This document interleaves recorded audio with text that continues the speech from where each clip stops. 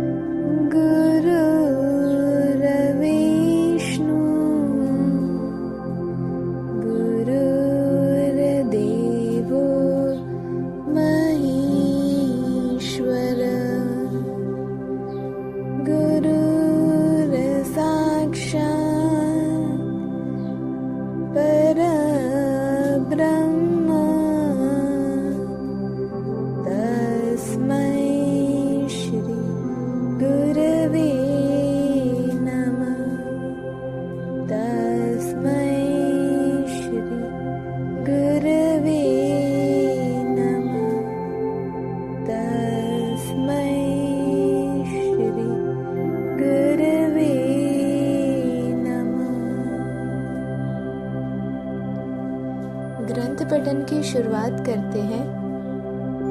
और जब आत्मा के स्तर पर आप होंगे और आपका चित्त सद्गुरु की आत्मा पर होगा तो दोष दिखेंगे ही नहीं, क्योंकि दोष तो शरीर के होते हैं, आत्मा तो परमात्मा का अंश है।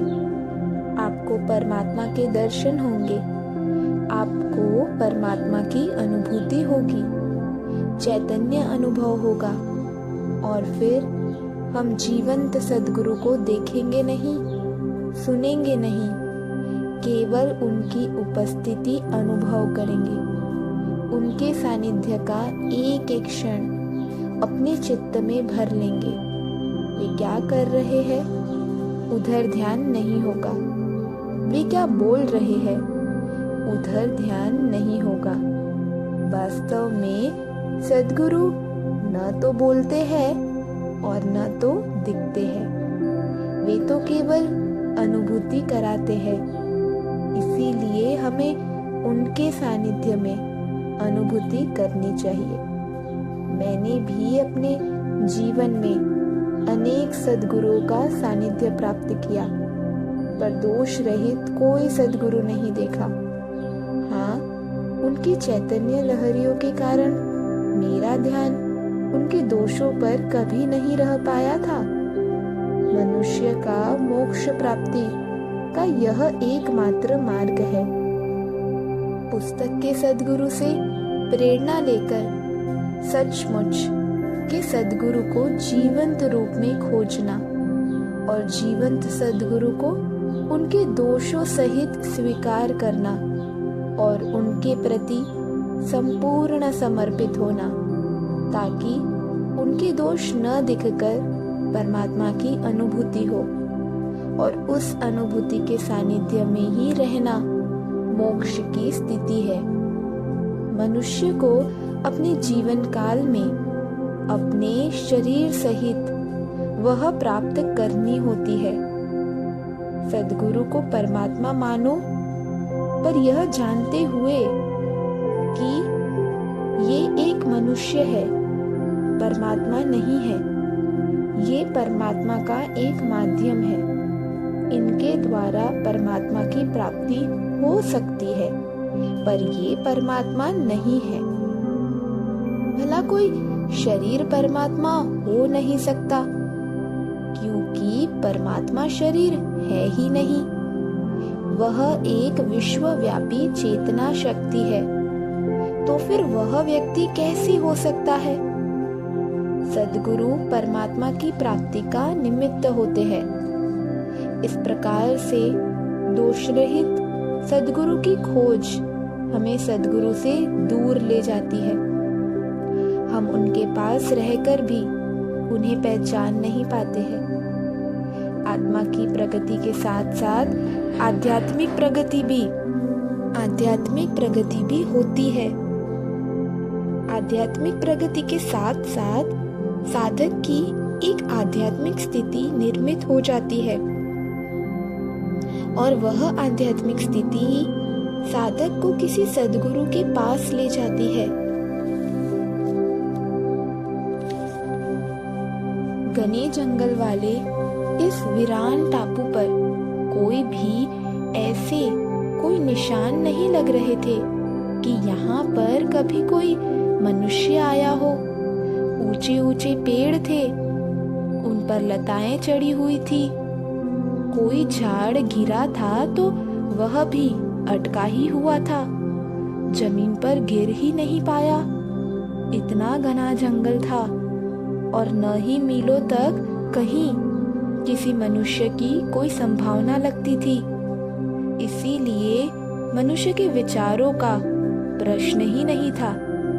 साधना के लिए जानबूझकर नदी के किनारे का यह टापू चुना गया था।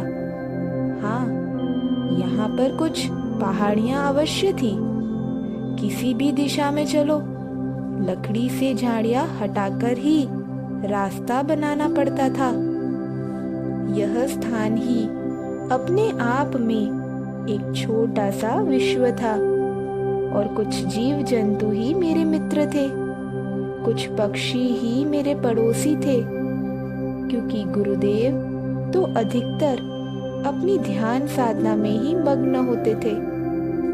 जंगली केलों के छोटे छोटे टुकड़े करके मैं चींटियों के घरों के पास जाकर डालता था। चींटियों का आपस में बड़ा सहयोग वाला भाव होता है। डाले हुए केले का टुकड़ा मैंने कभी भी किसी चींटी को खाते हुए नहीं देखा। वे चींटियां उस केले के टुकड़े के भी बारीक बारीक टुकड़े कर अपने घर के भीतर ले जाती थी। इतनी ईमानदार चींटियां थी। उनके घरों के पास बैठकर मैं घंटों उन्हें निहारता रहता था। कभी कोई बड़ा टुकड़ा डालता तब एक आधी चींटी आकर उसे उठाने का प्रयास करती। जब नहीं उठाया जाता तो अपने घर में जाती और वापस आती तो उसके पास उसके पीछे चींटियों की लंबी कतार होती थी। वे बड़े टुकड़े को उठाकर अपने घर में ले जाती थी। उन्हें उसे ले जाने में बड़ा कष्ट होता था। तब मैंने उनसे ही क्षमा मांगी कि अब मैं कभी इतना बड़ा टुकड़ा नहीं डालूंगा जिसे उठाने में तुम्हें तकलीफ हो। मुझे अपने आप पर गुस्सा आया। अगर मैं छोटा टुकड़ा करके डालता तो मेरा क्या जा रहा था। मुझे ही मेरी गलती का एहसास हो गया था। मैं कार्य के प्रति उनके समर्पण से बहुत खुश था। कभी कभी तो एक छोटी सी चींटी उसके आकार से कई गुना अधिक बड़ा टुकड़ा भी खींचकर ले जाती थी। उसे उसके लिए लगातार प्रयास करना पड़ रहा था। बड़ी लगन व मेहनत से वह कार्य कर रही थी। फिर मेरे लिए यह एक आकर्षण ही हो गया, उन्हें निहारना, उन्हें देखना। पर मैंने आज तक किसी चींटी को खाते हुए कभी नहीं देखा है। सदैव चींटियां संग्रह करते हुए ही देखी गई थी। गजब सी संगठन यंत्रणा उन चींटियों में थी। कभी उन्हें लड़ते हुए नहीं देखा। वे वापस जाती हुई आने वाली चींटियों के मुंह के पास मुंह ले जाकर कोई संदेश देती थी और फिर आगे बढ़ जाती थी। कोई तो संप्रेषण उनके बीच में होता था और गजब का संवाद साधन उनके बीच दिखता था। मुझे तब लगा संगठन का ढांचा इन चींटियों जैसा होना चाहिए। शायद यही हो कि प्रत्येक कमजोर व्यक्ति, गरीब व्यक्ति, निराधार व्यक्ति जिसका कोई सहारा नहीं हो, ऐसे बेसहारा व्यक्ति अति विचारों से त्रस्त व्यक्ति अगर एकत्र हो जाए और यह पहले समझ ले कि हम समाज के कमजोर दीनहीन लोग हैं, तो वे सदैव यह याद रखेंगे कि अब संगठन ही हमारी सामूहिक शक्ति बन सकती है, क्योंकि अकेले तो किसी काम के नहीं है और संगठित रहना हमारी आवश्यकता है। और इस संगठन की शक्ति से समाज के कमजोर लोग एक साथ आ सकते हैं। ठीक इसी प्रकार से जिन्होंने परमात्मा को पा लिया या परमात्मा को पाना ही नहीं चाहते, समाज के ऐसे लोगों को छोड़कर जो लोग परमात्मा को पाना चाहते हैं, जिन्हें पाने की इच्छा है पर पाने का मार्ग पता नहीं है, पाने की स्वयं की शारीरिक व मानसिक स्थिति नहीं है, ऐसे लोग पहले अपनी इस कमजोर स्थिति को जान लें और एकत्र होकर प्रयास करें और अपना एक अच्छा संगठन तैयार करें, तो सामूहिकता में मोक्ष प्राप्त कर सकते हैं। क्योंकि मैं मोक्ष प्राप्त कर सकता हूँ, यह मैं का अहंकार उसमें नहीं होगा।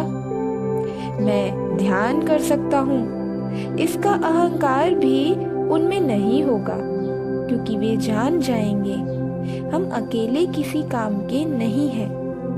और जब वे यह जानेंगे तो हम ध्यान करते हैं, हम मोक्ष प्राप्ति चाहते हैं।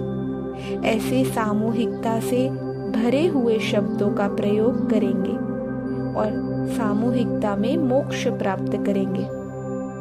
कमजोर लोगों का संगठन अधिक शक्तिशाली होता है, क्योंकि उनमें अहंकार नहीं होता और संगठन ही हमारी शक्ति है और संगठन ही हमारी आवश्यकता है।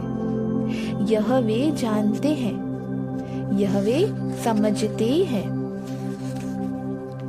अगर आध्यात्मिक क्षेत्र में आगे बढ़ना है तो संगठित प्रयास करना होगा। इन लोगों का संगठित प्रयास ही मोक्ष के मार्ग को सामूहिकता प्रदान करेगा, क्योंकि अब समय आ गया है कि आध्यात्मिक क्षेत्र को विकसित किया जाए। जो आध्यात्मिकता का खजाना छुपाकर रखा हुआ है वह सब लोगों में बांट दिया जाए और आध्यात्मिक प्रगति भी समूह में हो। पर इसके लिए गुरु शक्तियों से प्रार्थना करनी होगी। हे गुरु शक्तियां, आप अवतरित हो और आपकी कृपा जन जन तक पहुंचे। किसी को तो इच्छा करनी होगी। मैंने मन ही मन चींटियों को गुरु बनाया, जिन्होंने मुझे ज्ञान दिया। कमजोर छोटे लोगों का संगठन अधिक मजबूत होता है, क्योंकि उनमें मैं की भावना नहीं होती और वे जानते हैं कि संगठित प्रयास उनकी आवश्यकता है। फिर जब भी कभी समय रहता, मैं चींटियों के घर के पास आकर बैठता था। दूसरे दिन सुबह मैं गुरुदेव के साथ फिर नदी पर नहाने गया। गुरुदेव के साथ जाने में अलग ही आनंद आता था। मैं तो रोज ही नदी पर नहाने जाता था, पर गुरुदेव के साथ नहाने का आनंद ही कुछ और होता था। गुरुदेव के सानिध्य में सारा वातावरण चैतन्यमय हो जाता था। नदी में भी सारा नदी का पानी ही चैतन्यमय हो जाता था, मानो नदी भी गुरुदेव के सानिध्य में प्रसन्न हो जाती हो। बड़ा आनंद आता था। सदैव ऐसा लगता था यह क्षण बस यही थम जाए और इसी क्षण पर ही जीवन समाप्त हो जाए, क्योंकि अब पाने के लिए कुछ बचा ही नहीं। अब क्या जीना है। गुरुदेव स्नान के बाद मुझे लेकर पत्थरों पर बैठे और समझाने लग गए। हमारी संस्कृति में भगीरथ की कथा है। भगीरथ ऋषि ने गंगा जो स्वर्ग में बहती थी उसे इस धरती पर अवतरित करने के लिए तपस्या की और बड़ी तपस्या के बाद गंगा को आमंत्रित किया और फिर गंगा नदी इस धरती पर बहने लग गई। ठीक इसी प्रकार से तेरे जीवन का एक उद्देश्य है कि ज्ञान की गंगा जो जन सामान्य तक पहुंचना। आज ज्ञान एक आत्मा के द्वारा एक आत्मा तक ही पहुंच रहा है। इस आत्मज्ञान को अब एक आत्मा से लाखों आत्माओं तक पहुंचाने का कार्य तुझे करना है। मेरे सानिध्य में तू जीवन समाप्ति की सोच रहा है।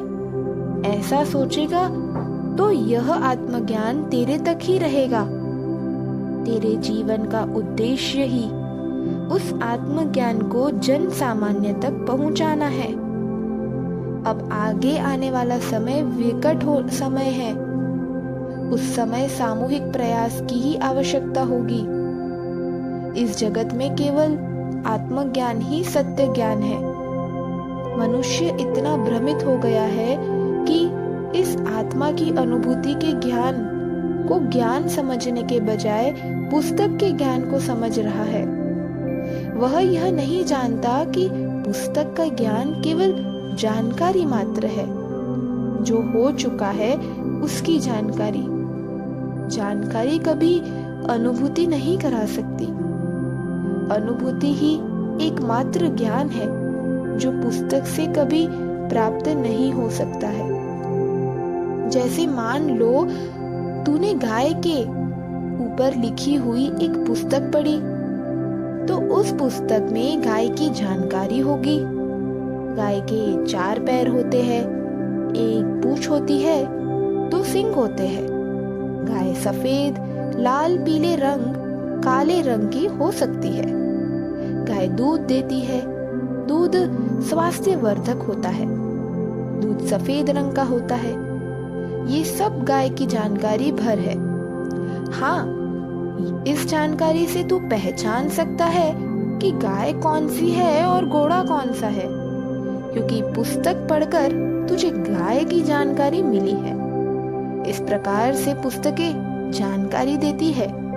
पुस्तकें कभी ज्ञान नहीं दे सकती, क्योंकि ज्ञान तो केवल आत्मज्ञान है। आत्मज्ञान एक अनुभूति है। पुस्तक गाय के दूध की अनुभूति नहीं करा सकती है। ठीक इसी प्रकार से पुस्तकों से ज्ञान की जानकारी मिल सकती है। आत्मज्ञान क्या है यह जाना जा सकता है, पर आत्मज्ञान पा नहीं सकते हैं। और आत्मज्ञान की को प्राप्त हो गया, वह उसमें ही लीन हो जाता है। फिर वह इस अनुभूति को दूसरों को कराएगा कैसे? और दूसरे को कराने के लिए वह बंधा हुआ है। तो वह क्या करता है? अपना शरीर त्याग करते समय वह किसी को देकर जाता है, क्योंकि किसी को दिए बिना वह अपने गुरु के कर्ज से मुक्त नहीं होता। अपने गुरु के कर्ज से मुक्त होने के लिए वह किसी को ज्ञान प्रदान करता ही है। ज्ञान तो एक अनुभूति है, और वह तो केवल इसीलिए प्रदान करता है ताकि वह स्वयं मोक्ष प्राप्त कर सके। मैं भी यह कर्तव्य आज करने वाला हूँ। मैं मेरा आत्मज्ञान तुझे देने वाला हूँ, ताकि मैं अपने मोक्ष का मार्ग प्राप्त कर सकूं और मैं अपने गुरु के ऋण से मुक्त हो सकूं। इस जगत में सारे ऋणों से बड़ा ऋण गुरु का ऋण होता है। वह हम कभी चुका ही नहीं सकते। मैं भी नहीं चुका सकता हूँ, पर मेरे गुरु के चरणों में एक अनुभूति रूपी पुष्प तो रख ही सकता हूँ। बस यही मैं करने वाला हूँ। अनुभूति के ज्ञान का खजाना तुझे सौंपने वाला हूँ। वह मेरी आवश्यकता है। मैं तुझ पर कोई कृपा नहीं कर रहा हूँ। मैं अपना कर्तव्य पूर्ण कर रहा हूँ। इस कर्तव्य से मैं मुक्त हो जाऊंगा। मेरा मार्ग जितना आसान है उतना तेरा मार्ग आसान नहीं है। तेरा मार्ग बड़ा कठिन है। तुझे इस आत्मज्ञान को लाखों आत्माओं में बांटना होगा। एक भूखे व्यक्ति को कुछ फल दिए जाए और कहा जाए कि इन फलों के छोटे छोटे टुकड़े करके लोगों में बांट। कितना कठिन है, क्योंकि अपनी भूख पर नियंत्रण कर लोगों में बांटना यानी भूख की अपेक्षा बांटने की इच्छा अधिक हो, तभी तो वह संभव है। यह कठिन कार्य ही तुझे करना है। प्रत्येक आत्मा इस धरती पर पूर्व निश्चित उद्देश्य के साथ आती है और तेरी आत्मा ने इस ज्ञान को बांटने के उद्देश्य से ही बार बार जन्म लिया, लेकिन बांटने का यह उद्देश्य ही पूर्ण नहीं हो सका और फिर उसी उद्देश्य को पूर्ण करने के लिए जन्म लिया। यह चक्र चलता रहा। अब इस चक्र की समाप्ति है, क्योंकि इस जन्म में तुझे वह ज्ञान प्राप्ति गुरु शक्ति मेरे माध्यम से करा रही है। लेकिन अनेक जन्मों के बाद जो ज्ञान तुझे मिल रहा है वह भी तुझे मोक्ष नहीं दे सकता है, क्योंकि तू अपने आश्वासनों से बंधा हुआ है। तूने तेरे पूर्व जन्म में लाखों आत्माओं को आश्वासन दिया था कि जब तुझे मोक्ष का ज्ञान होगा तब तू उन्हें प्रदान करेगा। इस प्रकार का कठिन आश्वासन देकर अब तू अटक गया है। जब तक उन्हें ज्ञान नहीं देगा तब तक तुझे मोक्ष नहीं है। उन्हें ज्ञान देना तेरी भी आवश्यकता हो गई है। तू अभी मेरे सानिध्य में सोच रहा था ना कि यह जीवन समाप्त हो जाए, पर अभी तो तेरे जीवन के कार्य बाकी है। अभी तो आश्वासनों को पूर्ण करना बाकी है। मेरा कार्य तो अपने तक ही सीमित था। मेरी आवश्यकता भी थोड़ी थी और मिला भी आवश्यकता के अनुसार थोड़ा ही, पर तेरी तो आवश्यकता भी अधिक है और तुझे मिलेगा भी अधिक। तेरी देने की इच्छा के कारण ही तुझे मिलने का स्तर बड़ा हो गया। यह ज्ञान की गंगा जो सालों से एकाकी चल रही थी, तेरे जीवन का उद्देश्य इस आत्मज्ञान की गंगा को जन सामान्य तक पहुंचाना है। बस इतना पहुंचाना तेरा कार्य है। जिसे मोक्ष की प्यास है वह प्यासा तो तेरे पास 7 समुद्र पार से भी आएगा ही। इसीलिए तेरे देह त्याग के समय ही तू भी देह त्याग करने के बारे में मत सोच। मैंने तो अपने लिए मांगा था, मुझे मिल गया। तूने दूसरों के लिए मांगा है, तुझे दूसरों तक पहुंचना ही होगा और यही तेरे जीवन का उद्देश्य है। मैंने गुरुदेव का आभार व्यक्त किया कि उन्होंने मुझे मेरे जीवन का उद्देश्य बताया। गुरुदेव, मैं भूखा आत्मज्ञान का फल पाकर खाने ही वाला था। आपने मुझे याद दिलाया, यह तूने खाने के लिए नहीं बांटने के लिए प्राप्त किया है। गुरुदेव, मेरी स्थिति तो उस कमजोर चींटी जैसी है। मैं आपकी कृपा के बिना कुछ नहीं कर सकता। ना फल प्राप्त कर सकता हूँ और न फल बांट सकता हूँ। और मैं बांटू भी तो लेगा कौन? मैं तो न पाने के योग्य हूँ और न बांटने के योग्य हूँ। गुरुदेव, आपने ही फल दिया है, अब आप ही मुझसे बंटवा लीजिए। मैं तो आपको पाकर कुछ करने की स्थिति में ही नहीं रह गया। मेरा तो रोम रोम जागृत हो रहा है। मेरा सारा शरीर चैतन्य से भर रहा है। मैं तो बर्फ के समान ठंडा हो रहा हूँ। मैं तो अब पलके भी नहीं हिला सकता। आत्मज्ञान के फल क्या बांटूंगा? आप मुझसे बंटवा लीजिए। गुरुदेव, आत्मज्ञान का फल मनुष्य ने चखा नहीं है। वह भूखा है, मिट्टी ही खा रहा है और उसे ही फल समझ रहा है। इतना अज्ञानी है। गुरुदेव, मनुष्य अपनी अज्ञानता के कारण पुस्तक से प्राप्त जानकारी को ही ज्ञान समझ रहा है, क्योंकि ज्ञान की अनुभूति उसने कभी की ही नहीं है। वह नहीं जानता कि ज्ञान एक अनुभूति है जो निर्जीव पुस्तकों से प्राप्त नहीं हो सकती है। गुरुदेव, कृपा कीजिए और जन सामान्य तक यह आत्मज्ञान का फल बंटवाने का करुणा कीजिए। मैं तो उस कमजोर चींटी के समान हूँ। आपकी कृपा के बिना मैं कुछ नहीं कर सकता।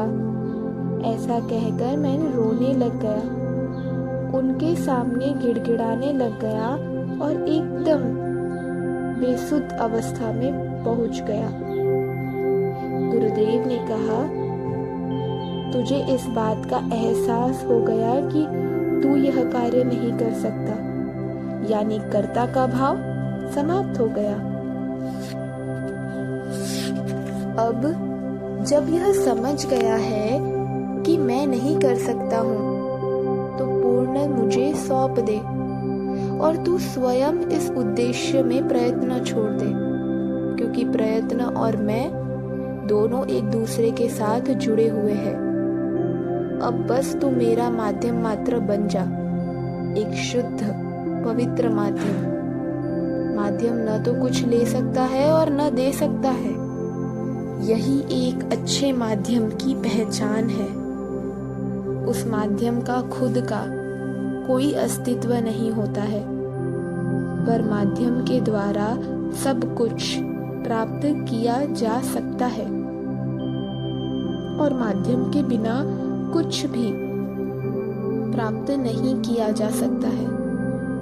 माध्यम केवल माध्यम होता है, सबके लिए समान एक सा होता है। अब तू माध्यम बन।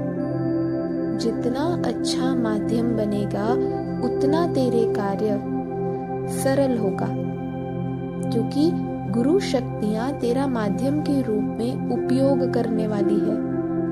जब तेरे माध्यम से पाने वाले लाखों हैं, तो पाने वालों को देने वाले गुरु भी अनेक होंगे ही। और मेरा आशीर्वाद है, तू एक अच्छा माध्यम बनेगा, जिसके द्वारा कोई भी मनुष्य आत्मज्ञान प्राप्त कर सकेगा। मैंने गुरुदेव से पाद पूजा की इच्छा व्यक्त की और गुरुदेव ने मुझे गर्दन हिलाकर अनुमति प्रदान की। फिर मैंने गुरुदेव को नदी के किनारे पर एक बड़े पत्थर के पास ले गया और उस पर उन्हें बिठाया और दोनों हाथों से पानी लेकर प्रथम गुरुदेव के चरण अच्छी तरह धोए। उन दिव्य चरणों का स्पर्श ही एक दिव्य अनुभूति थी। फिर धीरे धीरे उनके पैर भी दबाता गया और चरण भी धोता गया। वह कब तक कर रहा था पता नहीं। फिर पास की झाड़ी से कुछ फूल चुनकर लाया और उनकी एक एक उंगली पर रखा और बड़े अच्छे से चरणों को सजाया और फिर साष्टांग दंडवत प्रणाम कर उनके सामने आंखें बंद करके बैठ गया और प्रार्थना करने लगा, हे करुणा निधान, मैंने न तो परमात्मा को देखा है और न ही कभी अनुभव किया।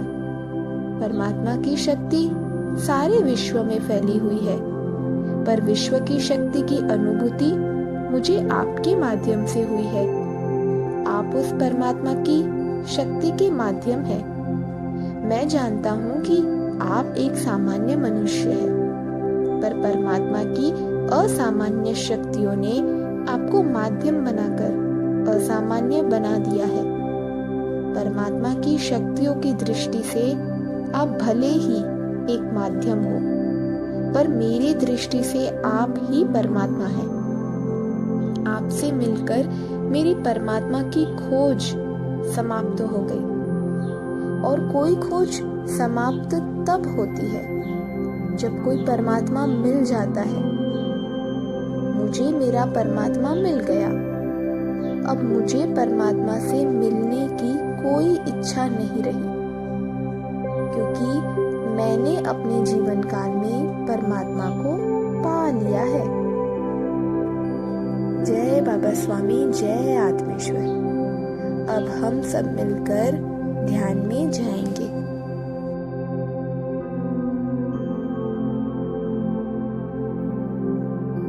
सभी पुण्यात्माओं को मेरा नमस्कार।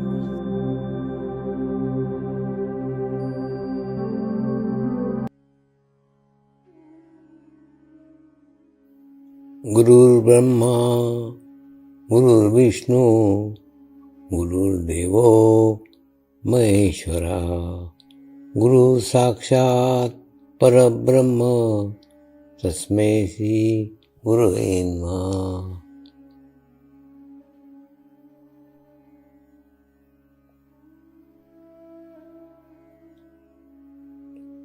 ध्यान की उस स्थिति में जाएंगे जहाँ शरीर भाव पूर्णतः समाप्त हो जाता है।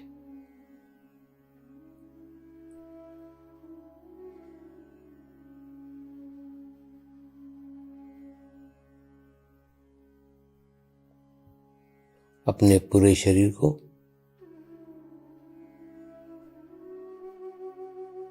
पूर्णतः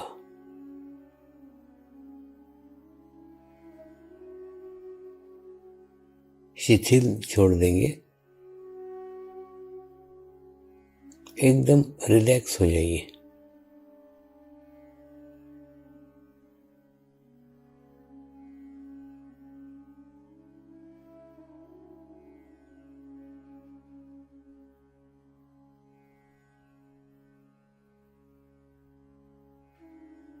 मेरे साथ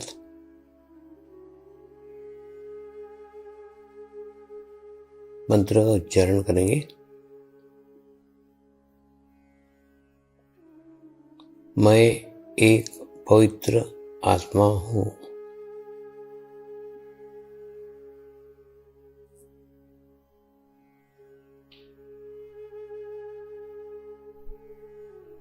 मैं एक शुद्ध आत्मा हूँ।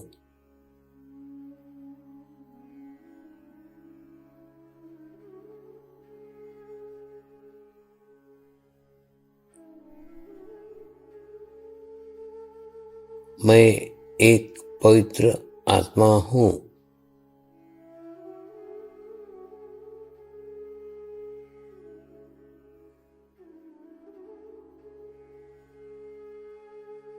मैं एक शुद्ध आत्मा हूँ।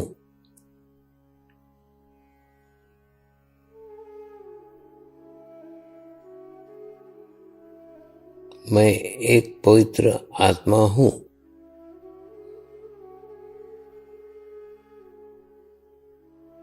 मैं एक शुद्ध आत्मा हूँ।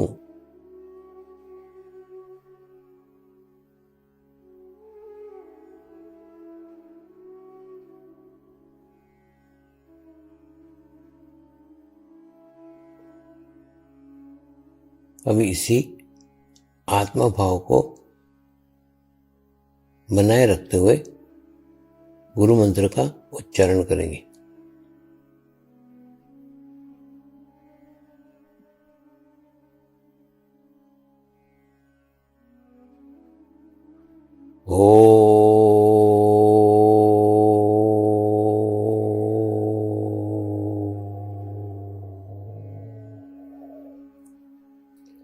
श्री शिवकृपानंद स्वामी नमो नमः।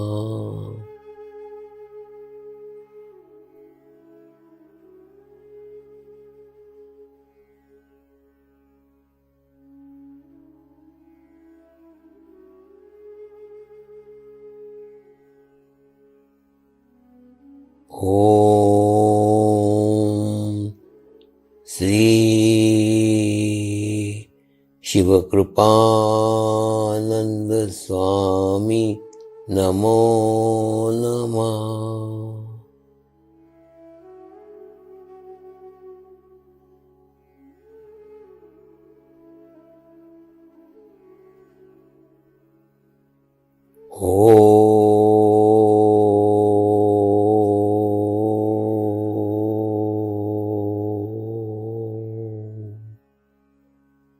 श्री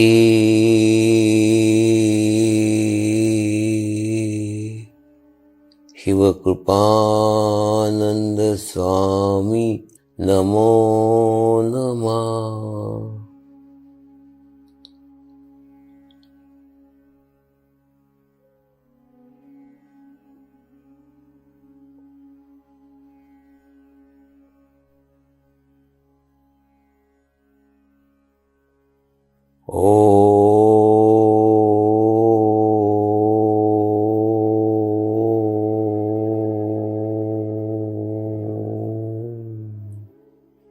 श्री शिवकृपानंद स्वामी नमो नमः।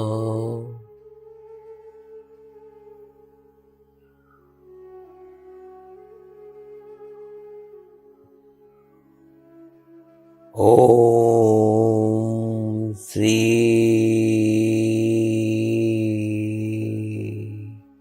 शिवकृपानंद स्वामी नमो नमः।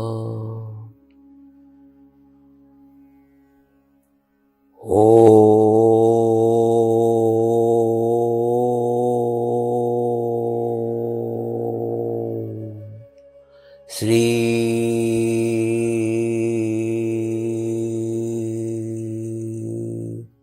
शिवकृपानंद स्वामी नमो नमः।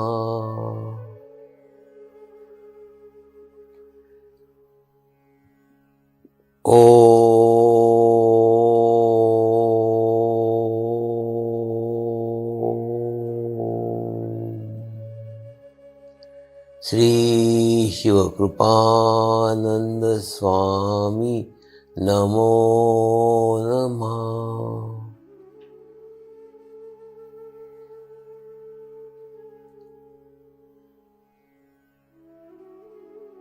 ओम श्री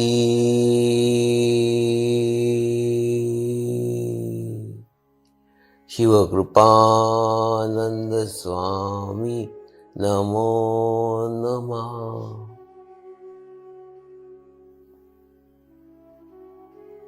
ओम श्री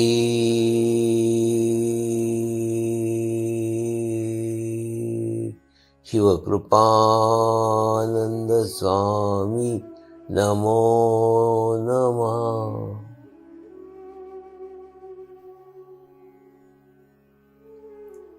अब आप अपना चित्त सहस्त्रार पर रख के थोड़ी देर के लिए ध्यान में जाएंगे।